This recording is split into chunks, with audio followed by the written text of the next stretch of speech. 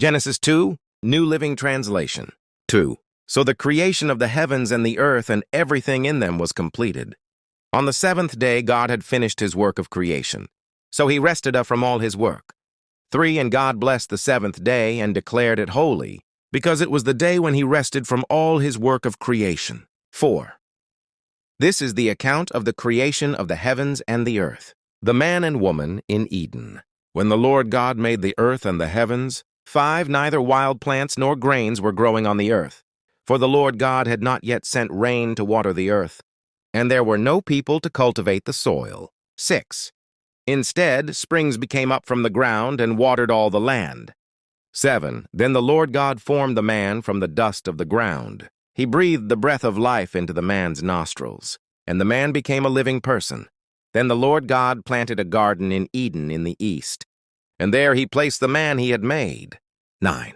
The Lord God made all sorts of trees grow up from the ground, trees that were beautiful, and that produced delicious fruit. In the middle of the garden he placed the tree of life and the tree of the knowledge of good and evil. 10. A river flowed from the land of Eden, watering the garden and then dividing into 4 branches. 11. The first branch, called the Pishon, flowed around the entire land of Havilah, where gold is found. 12. The gold of that land is exceptionally pure.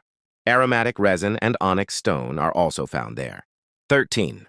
The second branch, called the Gihon, flowed around the entire land of Cush. 14.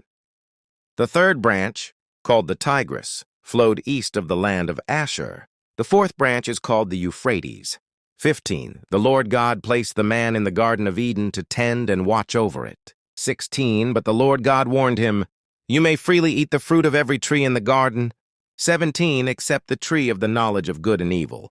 If you eat its fruit, you are sure to die. 18. Then the Lord God said, "It is not good for the man to be alone. I will make a helper who is just right for him." 19. So the Lord God formed from the ground all the wild animals and all the birds of the sky. He brought them to the man to see what he would call them, and the man chose a name for each one. 20. He gave names to all the livestock, all the birds of the sky, and all the wild animals. But still there was no helper just right for him. 21. So the Lord God caused the man to fall into a deep sleep. While the man slept, the Lord God took out one of the man's ribs and closed up the opening.